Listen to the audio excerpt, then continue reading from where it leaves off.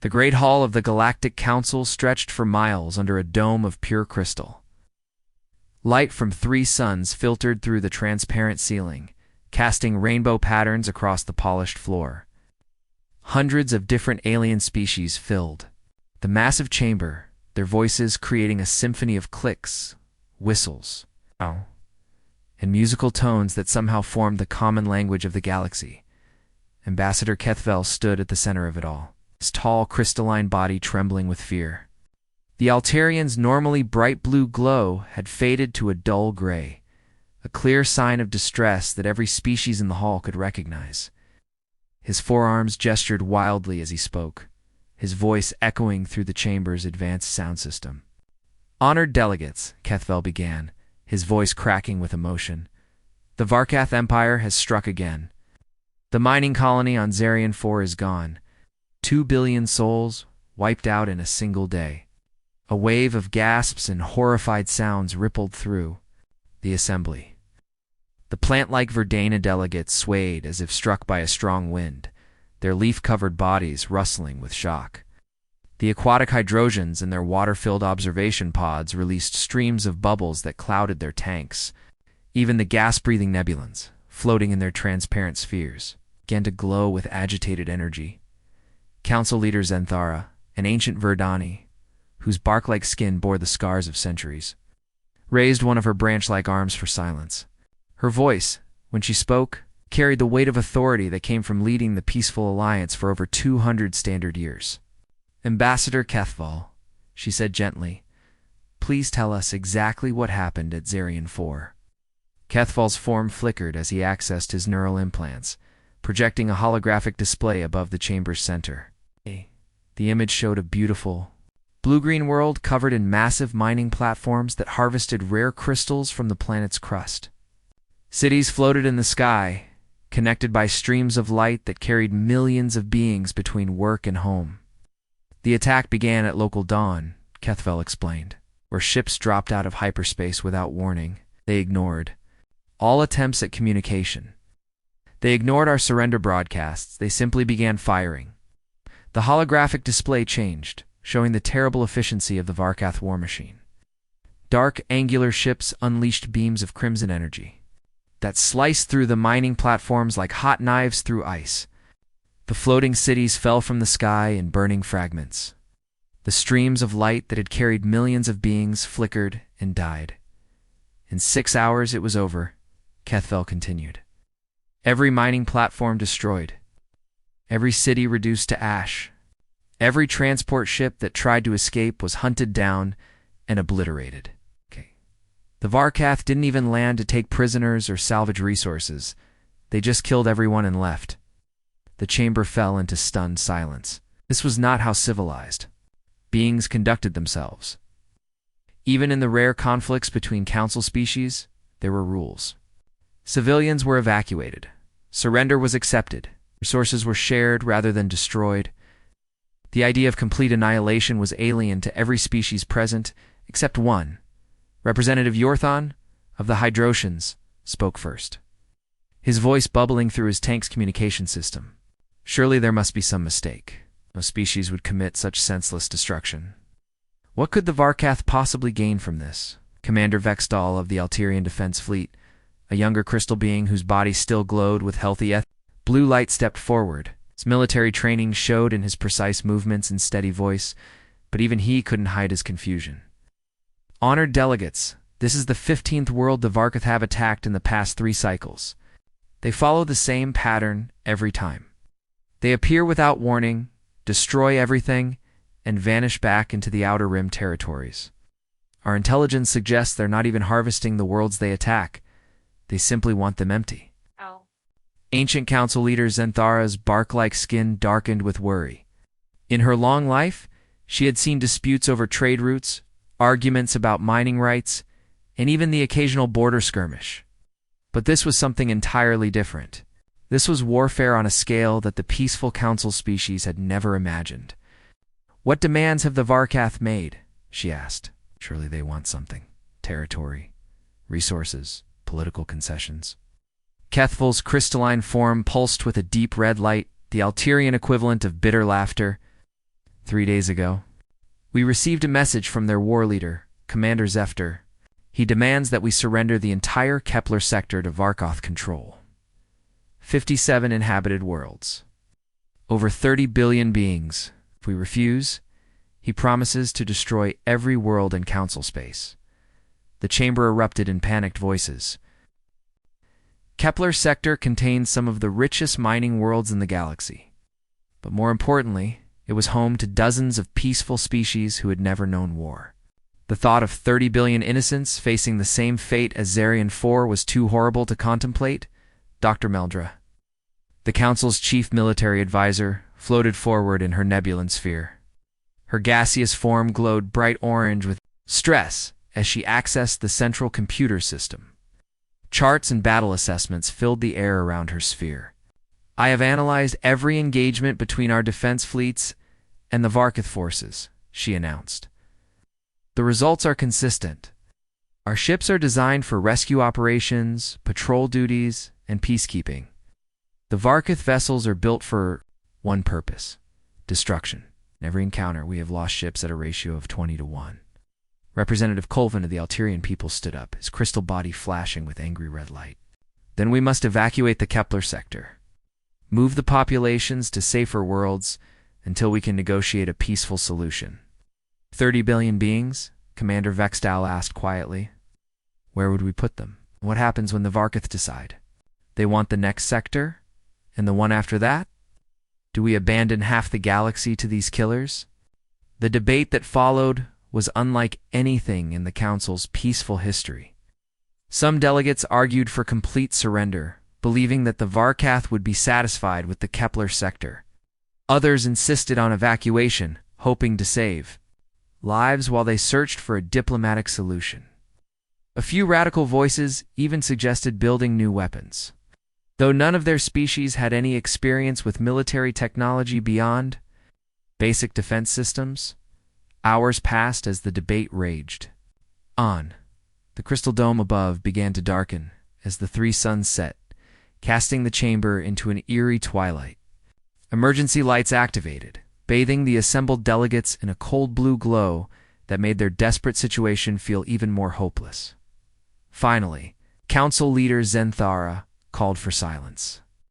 Her ancient voice carried across the vast chamber, reaching every delegate regardless of their species or location. My friends, she said, we face a threat unlike any in our recorded history. Our ships cannot match theirs. Our weapons cannot penetrate their armor. Our diplomatic traditions mean nothing to beings who communicate only through violence. She paused, her bark-like skin seeming to age before their eyes.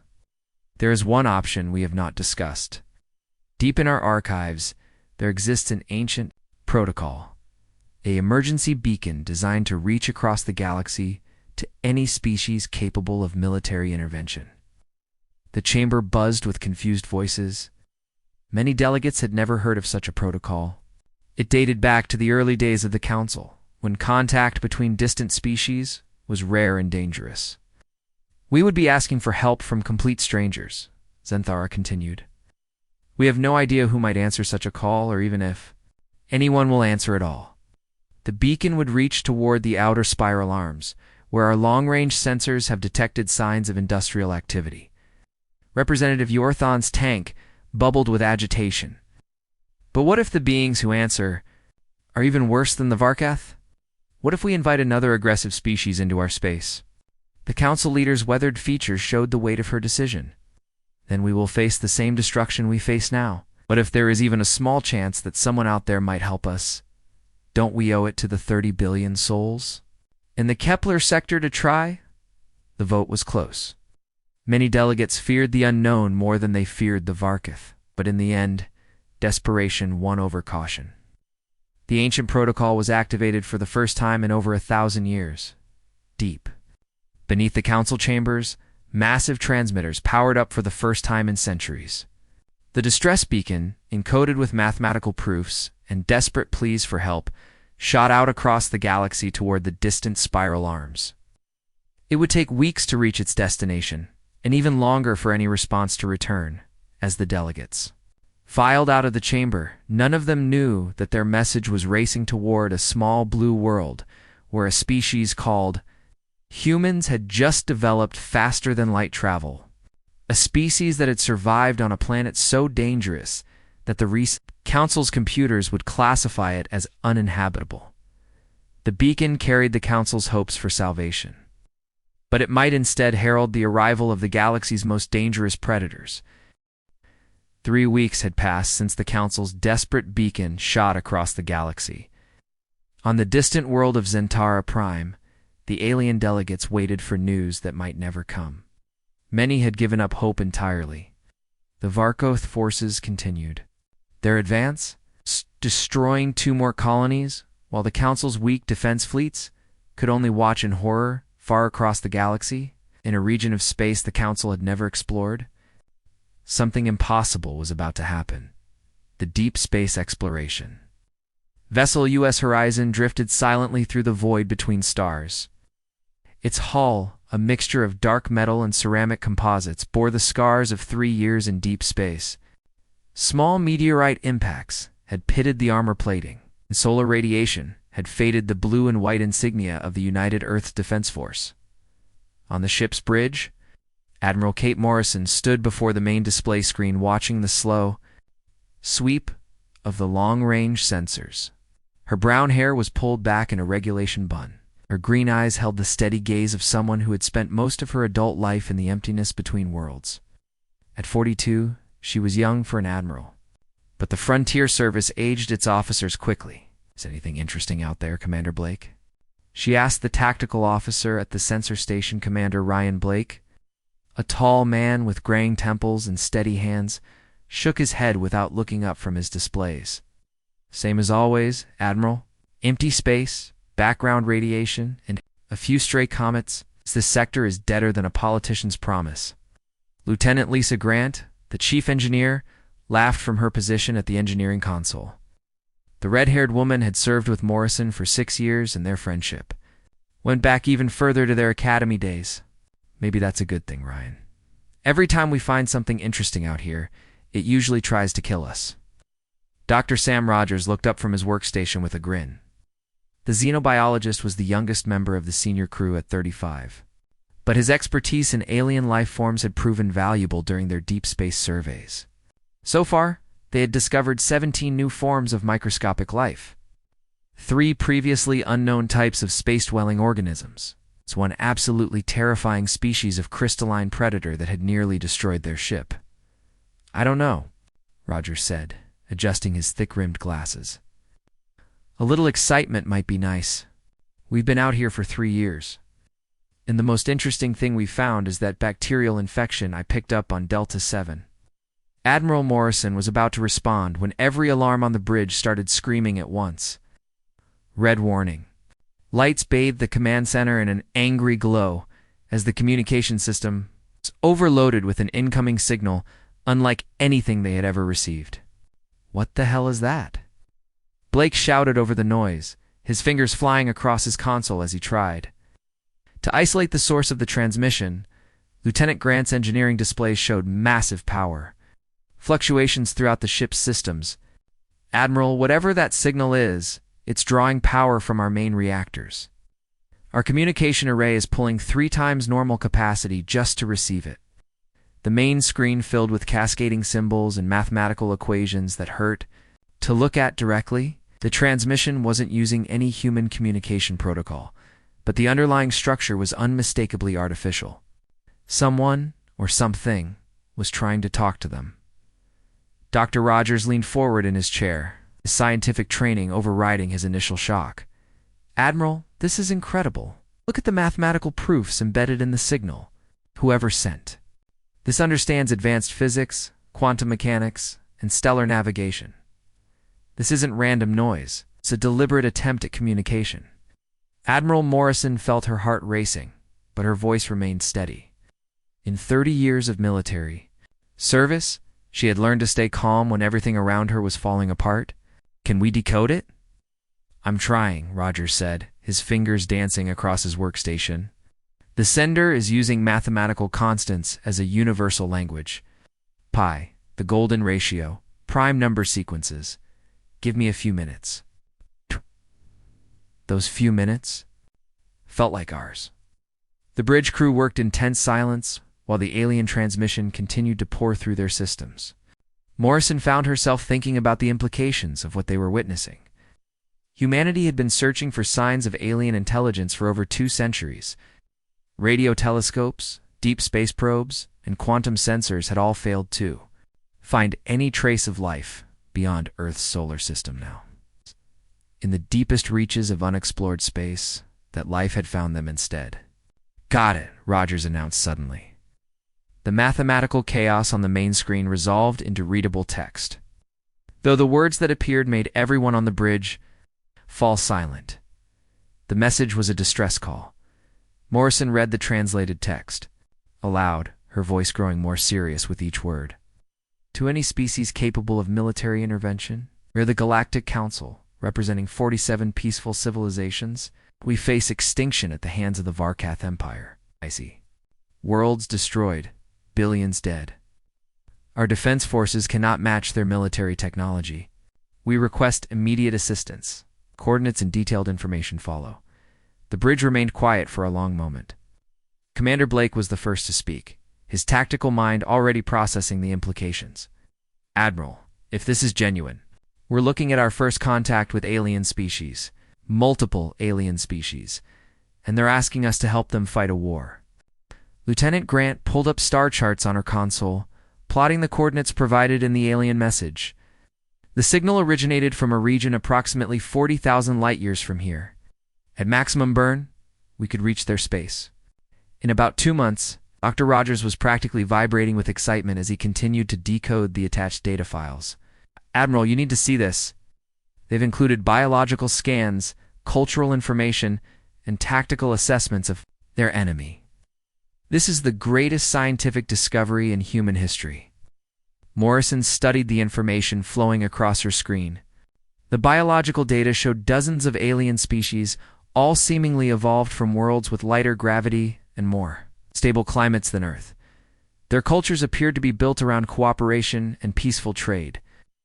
War, in the sense that humans understood it, seemed to be almost unknown to them. The tactical data about their enemy, the Varkath, was equally revealing.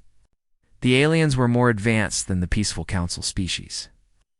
But their weapons and armor designs showed they had never faced opponents who fought back with serious determination. Their battle tactics assumed that enemies would surrender after taking minimal casualties. Ryan, Morrison said to her tactical officer, "What's your assessment of this Varkath military capability?" Blake studied the alien battle reports for several minutes before responding. Admiral, based on what I'm seeing here, the Varkath are used to fighting opponents who give up easily. Their tactics are designed for intimidation rather than prolonged combat. Their weapons are powerful, but they don't appear to have developed countermeasures for determined resistance. In other words, Admiral, I think we could take them. The statement hung in the air like a physical presence. Morrison felt the weight of the decision forming in her mind. Humanity had dreamed of contact with alien species for generations. Those dreams had always assumed they would meet equals or superiors. Instead, they had encountered children crying for help. Lisa Morrison said to her engineer, "How long would it take to reach Earth and report this to command?" Lieutenant Grant checked her calculations. "At maximum speed, 6 months round trip.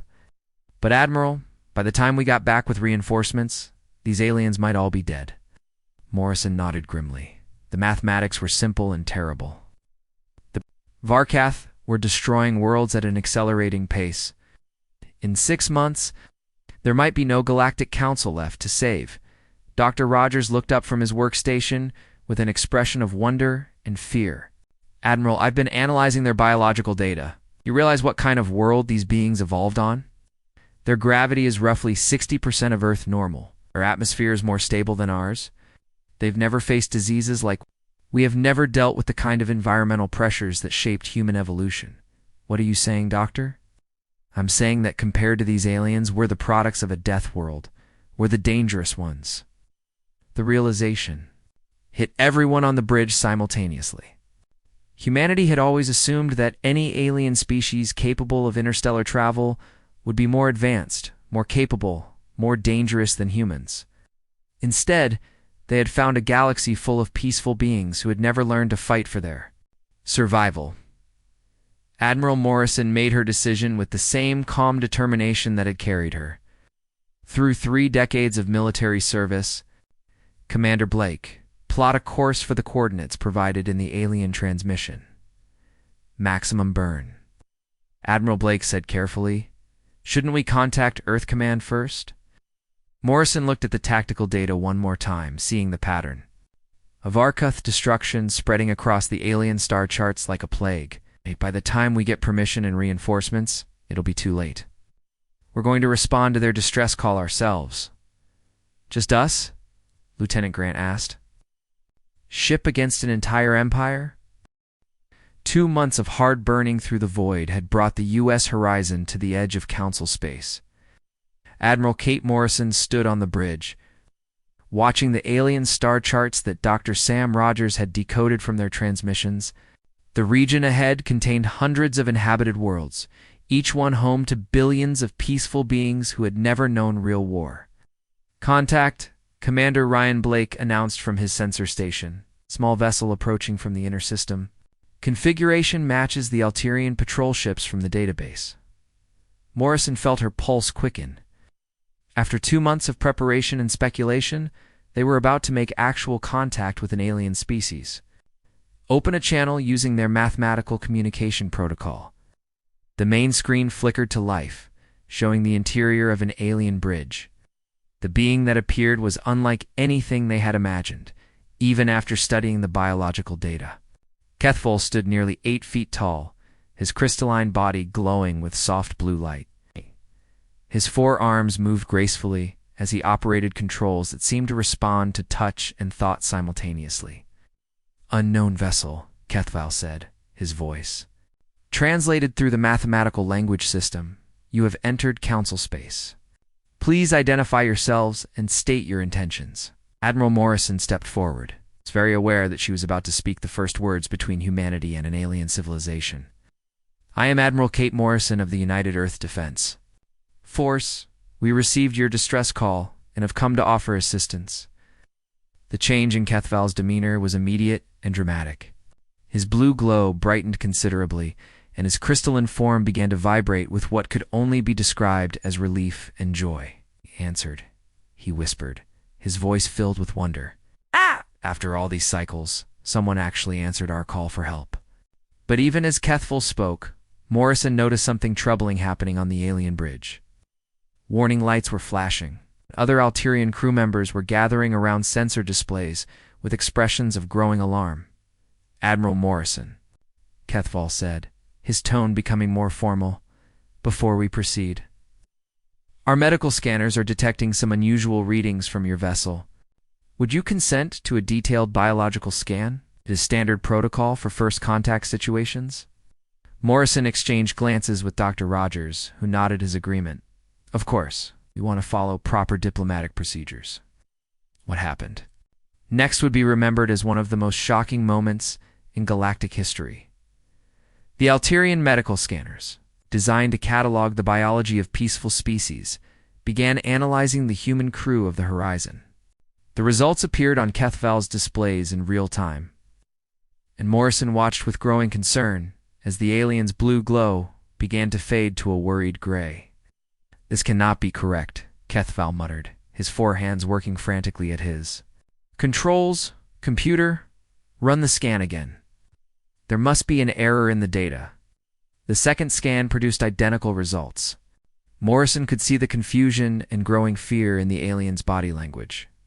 Even though she couldn't understand the specific readings that were causing such distress, Admiral Morrison, Kethval said slowly, "Forgive me, but I must ask. What? Is the gravity of your homeworld Earth's gravity?" Morrison replied, puzzled by the question. "Standard G-force is approximately 9.8 meters per second squared. Why do you ask?" The mathematical translation system converted the measurement automatically, and Morrison heard what sounded like gasps of shock from the alien bridge crew. Kethval's crystalline form flickered with rapidly changing colors. 9.8 meters per second squared, he repeated in a whisper. Oh, That's nearly twice the gravity of our heaviest worlds. How do you even stand upright? Dr. Rogers leaned forward with interest. Commander Kethval, what gravity level are your people adapted to? Our homeworld has a gravity of 5.2 meters per second squared, Kethval replied. Most council worlds range between 4.8 and 6.1. Anything above 7.0 is considered uninhabitable by our standards. The human crew exchanged puzzled looks. Earth's gravity was perfectly normal to them, but apparently qualified as crushing force by alien standards. There's more, Kethval continued, his voice becoming increasingly strained. Our scans show that your bone density is 3 times higher than any known species. Your muscle fiber composition suggests you're built for constant physical stress. And your blood chemistry shows markers indicating you've survived diseases. That should be universally fatal. Admiral Morrison began to understand why the aliens seemed so frightened. Commander, what classification would your scientists give to a world like Earth? Kethval was quiet for a long moment, consulting with his crew through rapid exchanges of musical tones. When he finally spoke, his voice was barely above a whisper. According to our planetary classification system, your homeworld would be rated as a Class 12 death world. By our understanding of evolutionary biology, complex life should be impossible on such a planet. The bridge of the horizon fell silent. Morrison felt a chill run down her spine as she began to comprehend what this meant. Humanity had always assumed they were normal, average, unremarkable in the cosmic scale.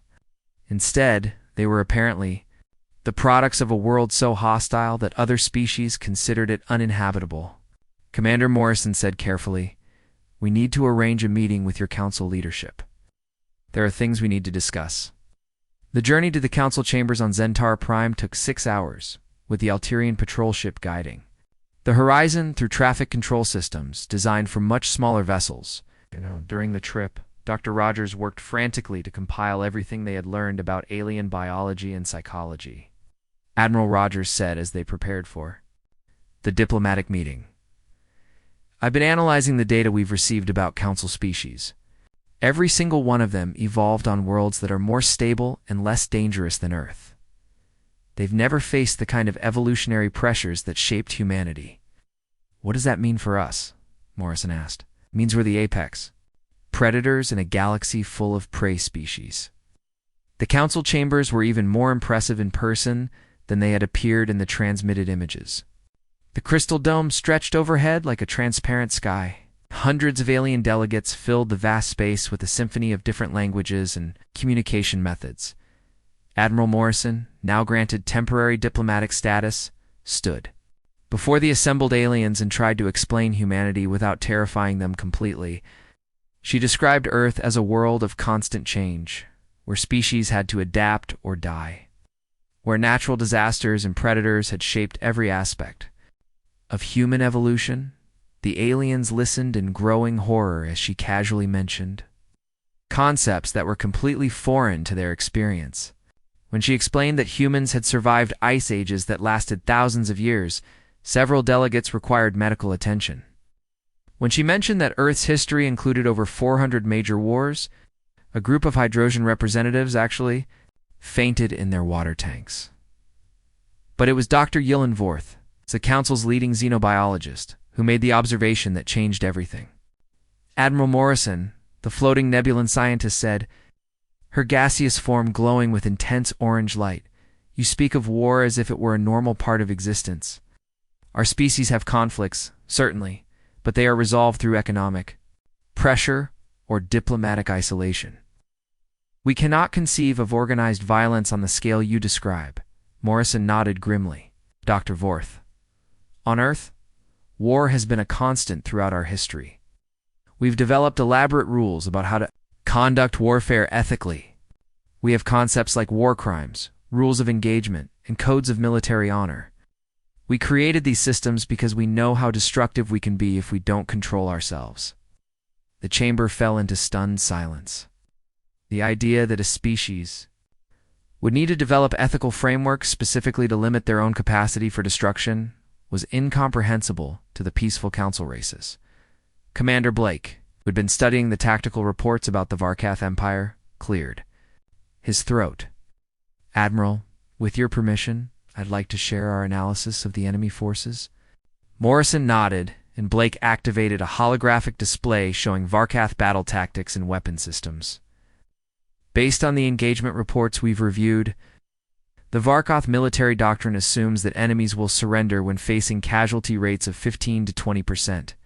Their weapons and armor are designed to intimidate rather than sustain prolonged combat. Dr. Vorth's gaseous form pulsed with curiosity. Commander Blake, what casualty rates have human military forces sustained while continuing to fight? Expression was grim. Doctor, human forces have continued fighting with casualty rates exceeding 80%. At the Battle of Thermopylae, 300 Spartan warriors fought to the death against overwhelming odds. At Stalingrad, both sides continued, fighting even when their cities were reduced to rubble. The silence that followed was deafening. Morrison could see the aliens processing information that fundamentally challenged their understanding of how intelligent beings behaved. Ambassador Kethval, who had remained quiet during most of the meeting, finally spoke. Admiral Morrison, when we sent our distress beacon, we hoped to find allies who could help us fight the Varkath. Instead, we appear to have contacted beings who are even more dangerous than our enemies. Admiral Kate Morrison stood in the command center of the UES horizon, watching the empty space beyond the Kepler sector with growing anticipation.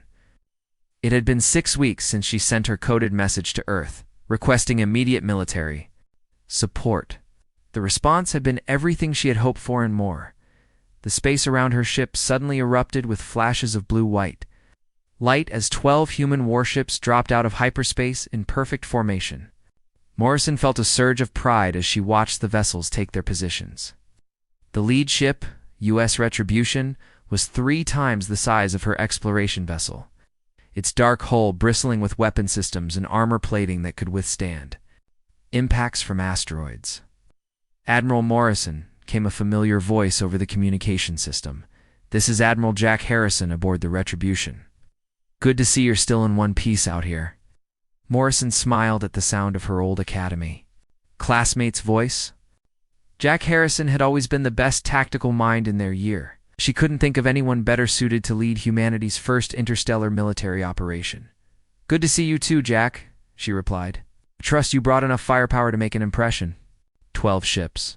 Harrison's voice carried a note of grim satisfaction.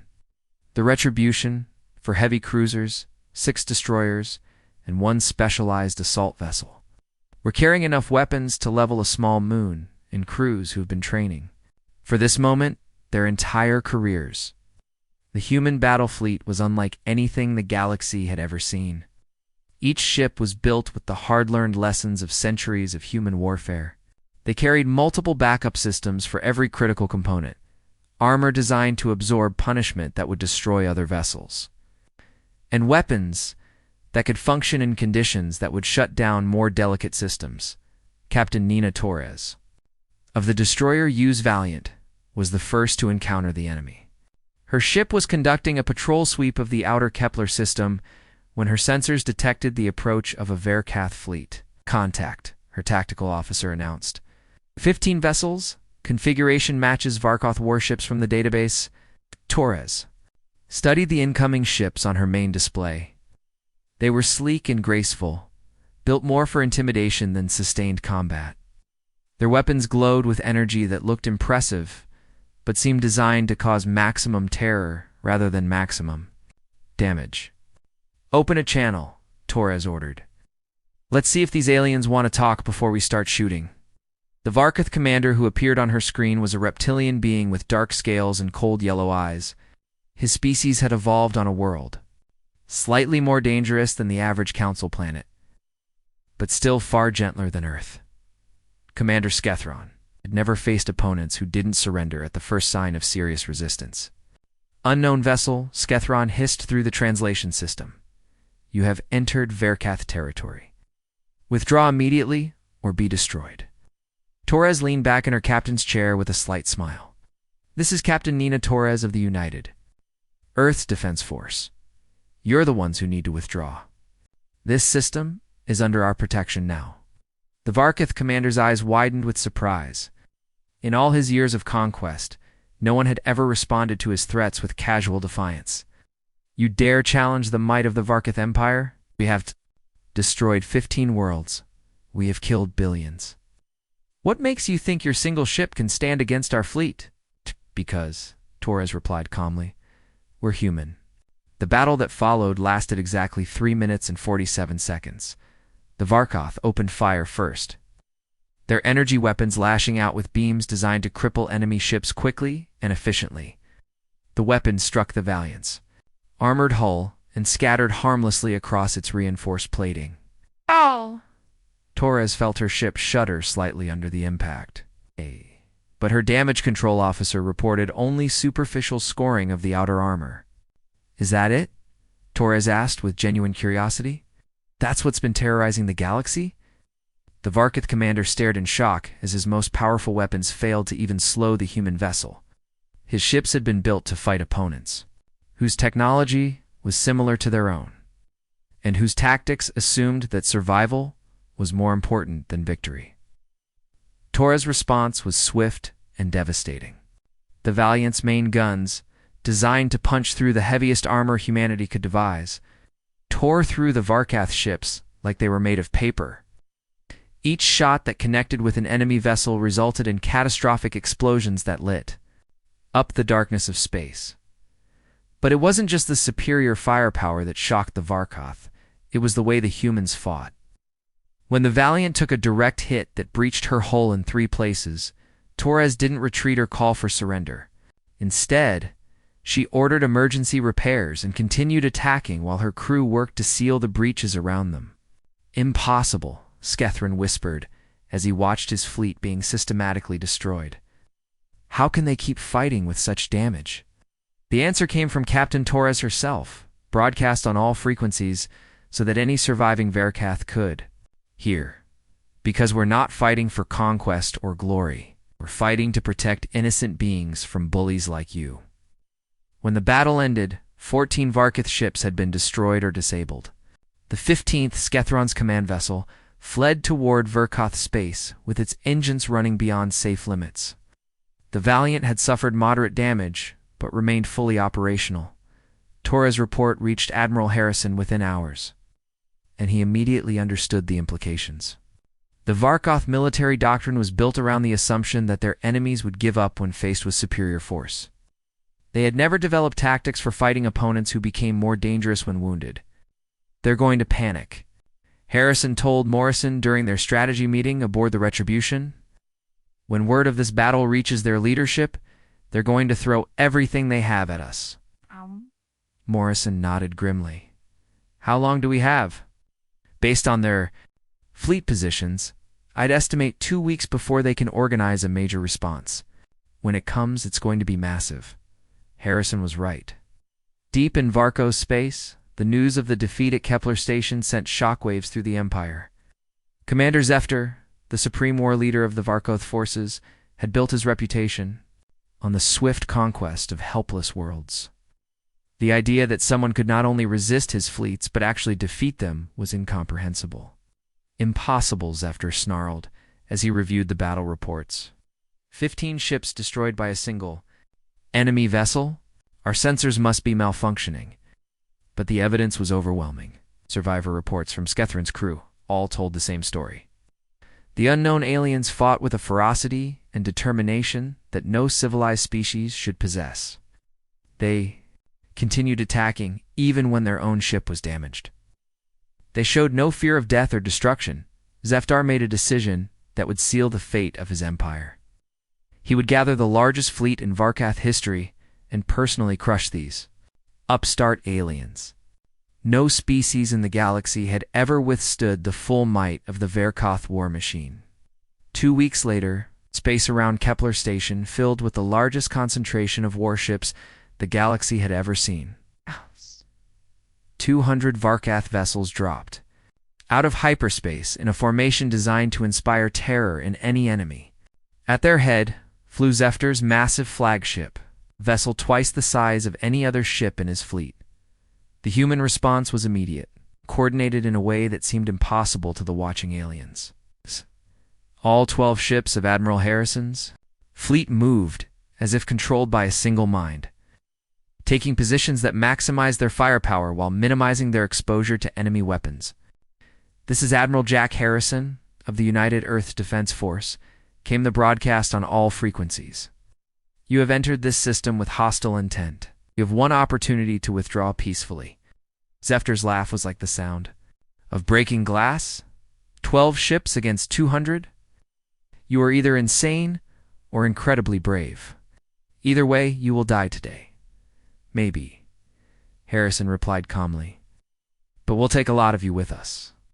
The Battle of Kepler Station began with a coordinated Varkith assault designed to overwhelm the human ships through sheer numbers. Energy beams filled the space between the fleets as 200 alien vessels opened fire simultaneously. What happened next would be studied by military historians for generations. The human ships didn't just absorb the punishment, they used it. Admiral Harrison had positioned his fleet so that damaged vessels could support each other. And when the EU's Thunder took critical hits to her engine systems, she didn't retreat. Instead, Captain Paul Mitchell made a decision that embodied everything the aliens had failed to understand about humanity. "All hands," Mitchell announced over his ship's communication system. "This is the captain.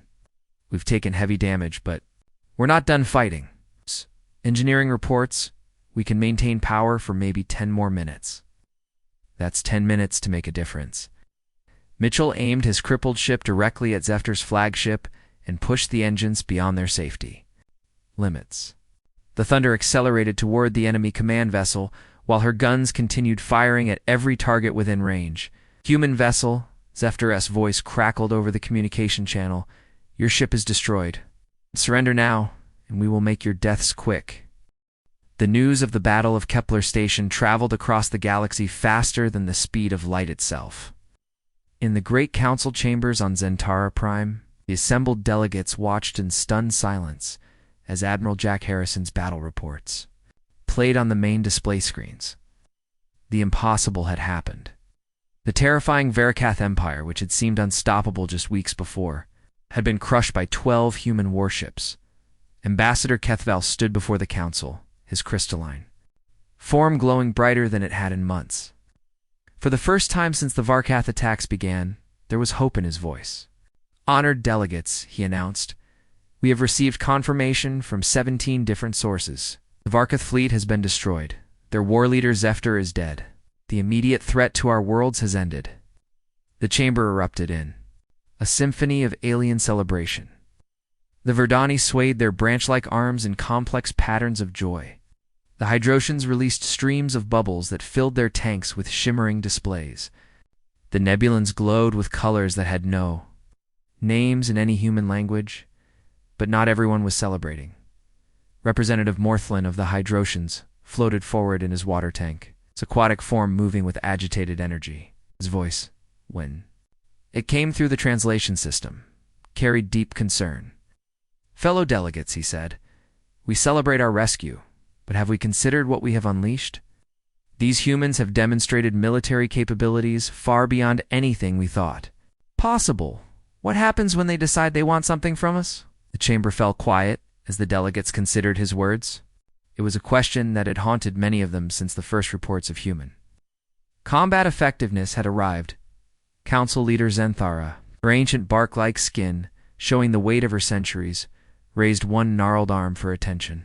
Representative Morthlin raises valid concerns. "We must decide how to proceed with these new allies."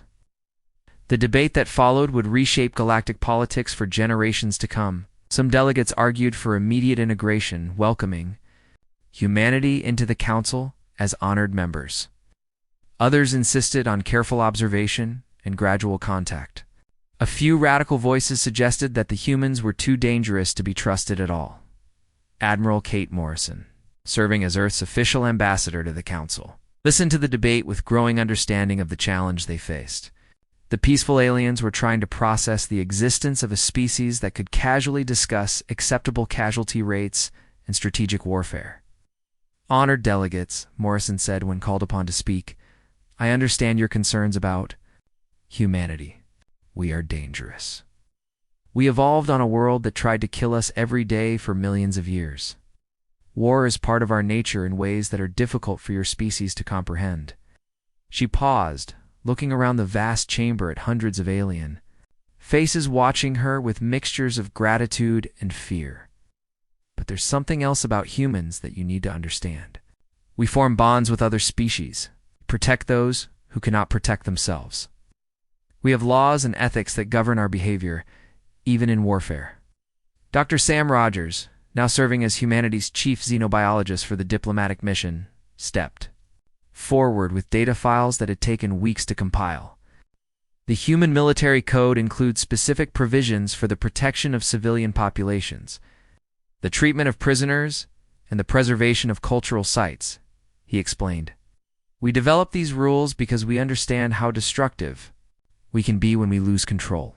Representative Yorthon of the Hydrosians bubbled with confusion. But why would a warrior species limit its own effectiveness? Surely complete destruction of enemies would be more efficient. Morrison's answer revealed the fundamental difference between humanity and every other species they had encountered.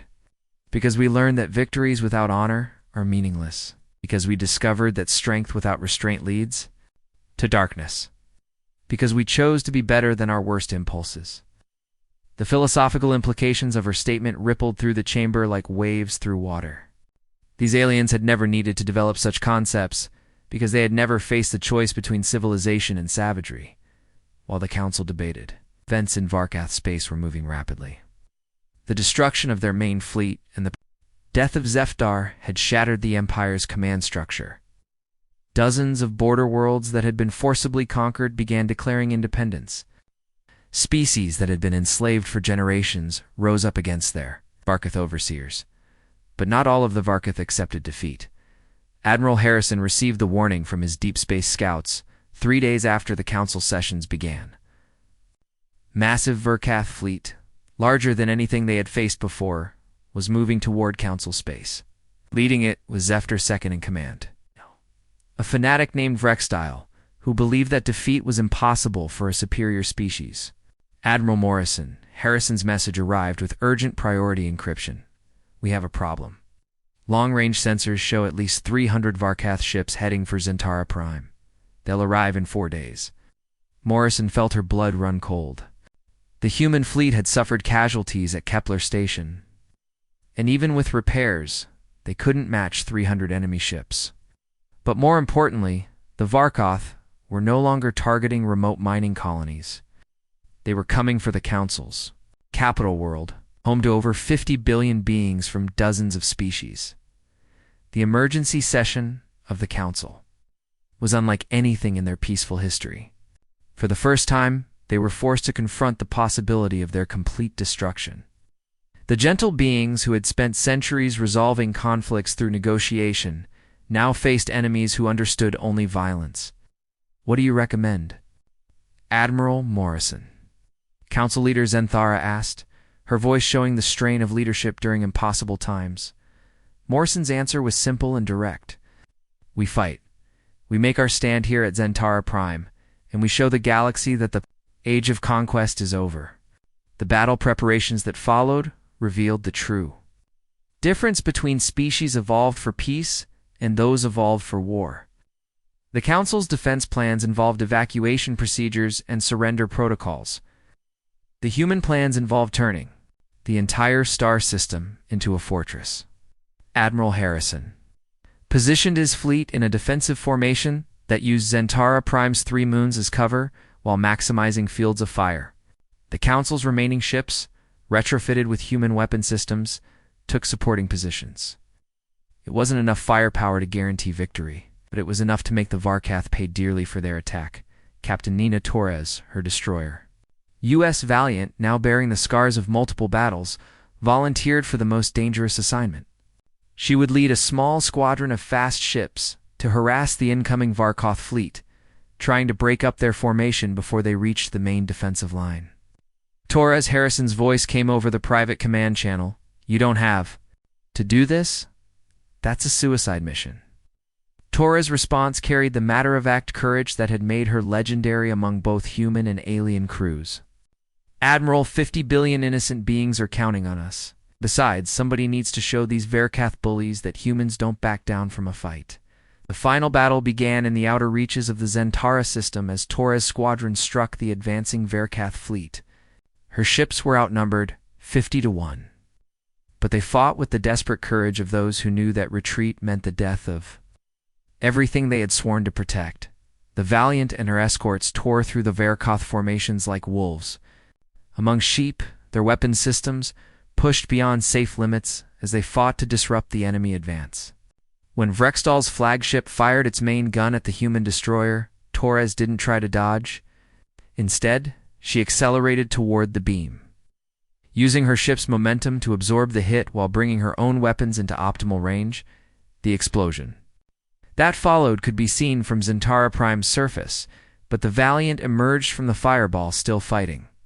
Torres had lost her forward shields and half her weapons systems, but her ship's vital systems remained intact. "This is Captain Torres to all Verkath vessels," she broadcast on all frequencies, her voice carrying across the battlefield with absolute authority. "You want to reach Zentara Prime? You go through us first." The main battle erupted around the system's asteroid belt as Harrison's defensive line met the surviving Verkath ships. The aliens had expected to face the same disorganized resistance they had encountered from other Council worlds. Instead, they found themselves fighting opponents who had turned defensive warfare into an art form. The human ships used every trick their species had learned in centuries of warfare. They used the asteroids as weapons, launching massive rocks at enemy vessels with precision strikes. They coordinated their attacks with timing that seemed impossible to achieve. When ships were damaged, they didn't withdraw, they fought harder. The turning point came when Rextal's rebuilt flagship faced Admiral Harrison's U.S. retribution in single combat among the burning wreckage of both fleets. The Verkath commander had built his entire identity around the belief that his species was superior to all others in the galaxy. "Human," Vrextal snarled over the communication channel, "you may have defeated Zephyr through treachery, but you face the true might of the Verkath Empire now."